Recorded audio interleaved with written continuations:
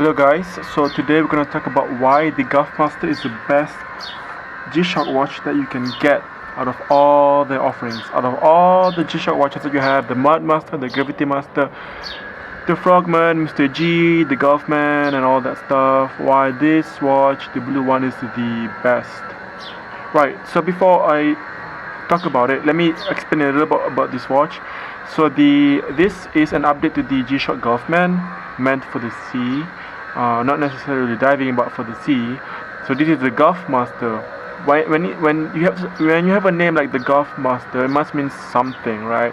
So what this means is that this watch combines the shockness of a G-Shock, as you can see. Did I just scratch that? I hope not. It combines the toughness of a G-Shock. You can bash it around. I wait for mountain biking all the time. Imagine all the vibrations. I even had an accident and I fell down heads over heels down the hill mountain biking, and I got really bad injuries. I was wearing a helmet, thankfully, and this watch survived. And so it combines the toughness of a G-Shock plus the functions of a Pro Track watch, which has an altimeter, a temperature, a barometer, the compass.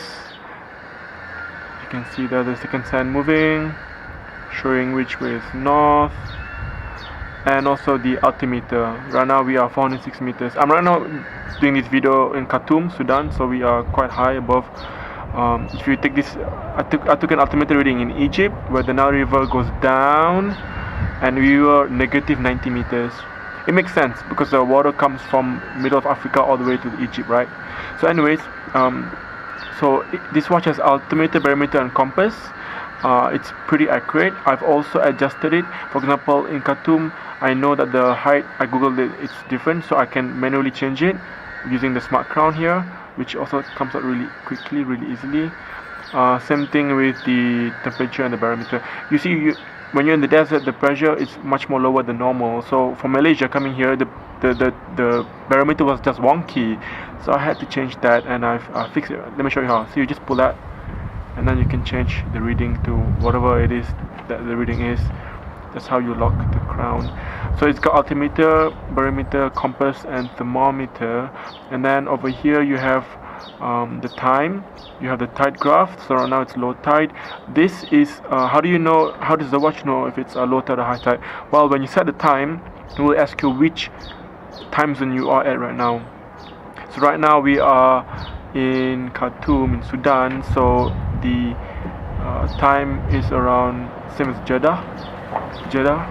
So that's how. So right now the tide graph is low. That's the barometer alarm. If it's suddenly going to rain or whatnot, it will go to red. To be honest, I've been using it for a long time. It has never made an alarm, a storm alarm. So okay, and then when you press this button, you can change the display. So right now I'm looking at the time, date and day, and I can change the display. Yeah, look, pressing 1, that's the barometer. When it says it's going down, means it's gonna rain. When it goes up, it's sunny weather. We're in Sudan now, it hasn't rained at all. What that means is that it's just a lower pressure.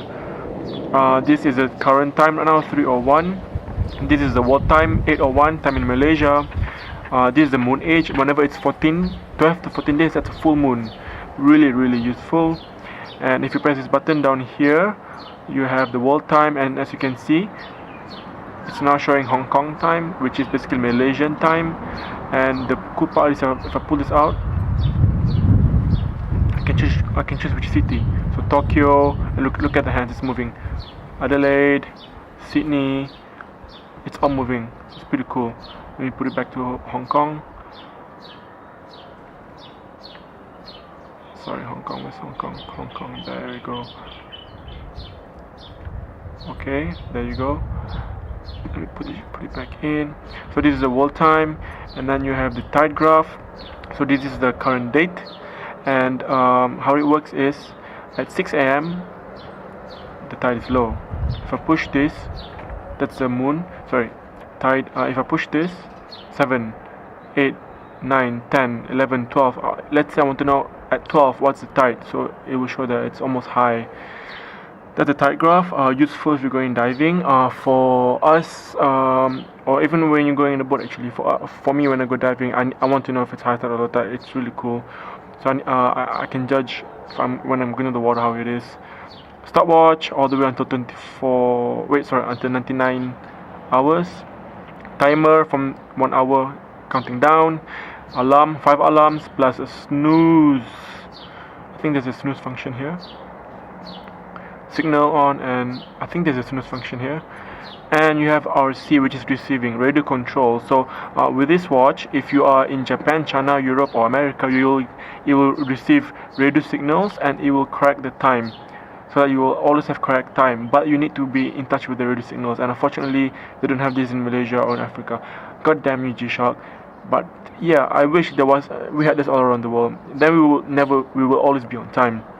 So and then this watch is also 200 meters water resistant, so I can go diving with it. And then if you press this button, 2 buttons over here, sorry, hold on, let me just go back. If I press 2 of these buttons over here, the hands will go and hide there. See, the hands are hiding so that I can see and read the display here and there. After 10 seconds it will go back to normal timekeeping mode. Let's just wait for it. Okay, alright, so triple sensor for the sensors that I told you just now. It says over there 20 bar, which is 200 meters water resistant, and also tough movement. So tough movement, the thing about watches like this with analog is that it has motors. By the way, the Gulfmaster has the world's smallest motor in the world. Very tiny, the one that's moving around the second hands, all the hands. So the thing about analog watches is if there's a really strong shock, the hands will be moving around out of alignment. So what happens is that with tough movement, at a certain time, the watch will check if the hands are pointing in the right time, and if it's not, it will automatically adjust the hands easily. So that's pretty cool. Just take a quick look at the back and you can see just how much thought they put into this thing. Look at that shock absorbing structure with the rubber seals and so many screws, just crazy. And look at the brushed buttons there and the knobs here, easy to hold on to. Over here you have the bezel, under 10, over 10. So what this means is that for the altimeter or for the barometer, it will tell you if it's gone up by how much. For altimeter it can be 10 meters, 20 meters, 30 meters, or it can be 100, 200, 300 meters, same as under. So it's pretty cool to give you a quick glance how much your progress has been. And then yes, oh, one more thing, when I show this watch to girls, they are impressed with all the amazing functions, and of course it tells the time as well. The lume is pretty good as well. I'll include a lume shot in this photo after this, in this video. So the question is, why is this watch the best?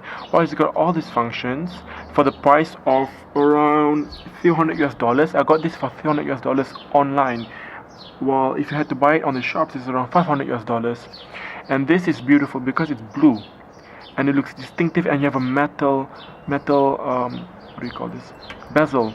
So this bezel protects the watch from impacts, and the thing is, G-Shock watches I hated G-Shock watches because they're usually made of plastic and resin and it feels cheap, you know what I mean? But when you have a metal bezel like this, it looks much more expensive, and it looks like a proper diving watch with this thing. So it looks much more elegant, it looks more manly, it's metal, you know what I mean? And it's big, it's huge, it wears quite big on your wrist. Let me just put it here so you can have a look. That's the size. Okay, that's not a good view. Okay, there you go. Right, so it's a very... I showed this watch to all my cyclist friends and who are G-Shocks, and they were like, wow, this is like a special edition watch. Second thing is, this watch has a positive display. What that means is white background and black lettering. Most G-Shock watches now are black backgrounds and white lettering, and it's, I don't care what you say, well, you bought it already, obviously you're gonna defend it, but I've done my research and I've googled online and I've looked at all the watches. Positive displays are the best to read, whether at day or in the night. It's so easy, like, from a glance you can see Thursday 316. Compared to a negative display, you have to squint your eyes or change your screen a bit to look at it. So it's really difficult to read the time. G-Shock, I don't know why you keep making a negative display. Oh yeah, I know why. Because consumers want it and they think it's pretty cool and it looks like a military, you know, like Spec Ops. But trust me, this is the way to go. The reason why I didn't get the Mudmaster, which is similar to this but it's much more better for mud, is because it's got a negative display. Now speaking about the Mudmaster, that watch is similar to this. It's got the same functions, but it looks different. It looks a bit more aggressive. It has more plastic on top instead of this metal bezel. But the thing is, it lacks the tight graph. It doesn't have any of these things. It doesn't have the tight graph. It doesn't have it doesn't have the tight graph, and also it's better for mud. Mud resistant design. But the thing is, I use this for Spartan race, 21 kilometers Spartan race. Let me include the photo here, as you can see. And guess what? It survived in the mud. I also use it for swimming. I use it for hiking up Mount Sinai in Egypt. It told me the altitude at around 2,200 meters, which was pretty accurate as well. So it's everything. It's unique, it's beautiful, it's blue, it's not just black, which is a normal color. It's unique, it's manly. Look at this metal bezel. It's got all the functions you ever need and more. The only thing it doesn't have is a sapphire display. So sapphire is it's not shatterproof. It can shatter, but it's more scratch resistant. This thing hasn't shattered, but it has scratched. If you look over here, I think you can see there, it got scratched. That was what I got after my biking accident. I fell down heads over heels, downhill at full speed. That's what I got. But other than that, I can get that fixed up, or I can polish it if I wanted to. And the other thing that I wish this could have been improved is maybe the band could be shorter, because my hands are small. And the other thing is, this band is high quality. Look at this. Check this out. It's a metal band keeper. Only expensive watches have metal bands. Now for some of you guys who do not know, most of my watches, leather watches, let me show you one of you here, like my Mido chronometer here, for example. This is the 5th leather strap. And why? Because this goddamn thing always breaks off. I even bought even for my friends, I bought them watches. It's always the leather strap that goes away first. So that's why this is such high quality. Come on, $300 for this. This is much more better value than Porsche as well. Again, if you compare it with the PIW 6000 or the PIW, well, this one is the most. This is the one that's most closest is to the PIW 6000, which actually lacks a tight graph and only has 100 meter water resistance. It looks the same. If you look at let me include a photo of the PIW 6000 now. As you can see, the bottom display and whatnot, it's all the same. The movement is the same basically, but it doesn't have the tight graph and the barometer graph here. And it's only a 100 meter water resistance, so you cannot go diving with it. And the worst part is, it's not a G-Shock. I mean, you can't be tough with it. That's why I didn't get the watch. Will it survive my mountain biking accident? I don't think so. And that watch costs more than this. G-Shock, what the hell have you done? This is the best watch you can get right now, and no one is buying it. In a way, I'm glad, so that there's stocks left still for this watch. But honestly, this is the best value for money, best G-Shock you will ever get, the best looking one with all the best functions, and at a very affordable price, which is also cheaper than the Portra. Let me just also talk a little bit about this watch against the Frogman. The Frogman. Okay, so the Frogman is G-Shock's most expensive diving watch. G-Shock official diving watch. It costs around $1,000 US. 1,000. This watch costs $300 US. It's got a full metal case, but it's covered with plastic again, the resin for protection. And it's got 3 sensors: thermometer, compass, and depth meter. But it doesn't have barometer and altimeter. So again, if you're diving, that's fine. But again, I'm not a guy who just dives. I dive and I go hiking. I go climbing mountains. So tell me again, which one is the best watch? And at that price. And this one is an analog. See, it's analog hands, and it's not all digital like the Frogman. Now the other competitor for the Gulfmaster is the new Gulfmaster, which you can see here, which is the GWNQ 1000. Now the thing about this one is they are still new. There are problems with the second hand, because many people have said that how the hands do not correct. Even though when you use the autocorrect function, it will not align well. Number 1. Number 2, none of the watches have a positive display.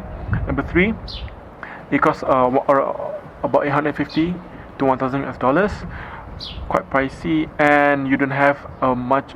The bezel is not as pronounced as this. It doesn't look metal. It's made of metal, but it looks much more subtle, so it doesn't look as manly. And also, but that watch, if there's a serious contender for the best G-Shock watch, it will be the new Gulfmaster, just because it's got all the same functions as this. And if you look at it, it looks reversed, right? The new Gulfmaster, the display is on top, the thing down here, barometer, and the tide graph is down here. So the new Gulfmaster looks like this exactly. The only thing is that the Gulfmaster has sapphire crystal, a metal button shaft, and it has what do you call it again? Yes, a depth meter. So when you go diving, it will tell you how deep you have gone, plus altimeter and barometer. So I would say that the best diving watch, the best G-Shock watch is this one. If not the other Gulfmaster, but because of the price and the lack of colors, the lack of a positive display, and that watch costs around $850 compared to this $300, and the same function minus just the glass, which you can see the scratch there, and the button shaft and the depth sensor, which we don't have in this one yet. But so far, this is the best watch you can get for G-Shock. Analog watch which looks classier looking than the digital one. It's unique with its blue color, white steel bezel. Come on guys, you want to be tough, steel is the way to go. I mean, this is just beautiful. The best watch you can buy right now, and it's much more cheaper than the freaking expensive ProTrack, which is only 100 meters water resistant and not shock proof like this, so you cannot go diving with it or swimming with it. So anyways guys, that's my review. Let me know what you think. I know some of you guys were going to say the Gulfmaster is the best, or the Frogman, or I don't know, but to be honest, if you look at this watch, it's just so beautiful. Oh yeah, just one more thing, look at this. Look at the band. I mean, this band is just over there, and then you have this screws joining it like that. I mean, like, this is like a beast of a watch, but when you wear it, it feels much more smaller actually. Let me just put it there with my Blumo, just focus it a little bit. There you go. Alright guys, there you go, a comparison photo of the Blumo and the G-Shock. Alright guys, that's it, and till next time.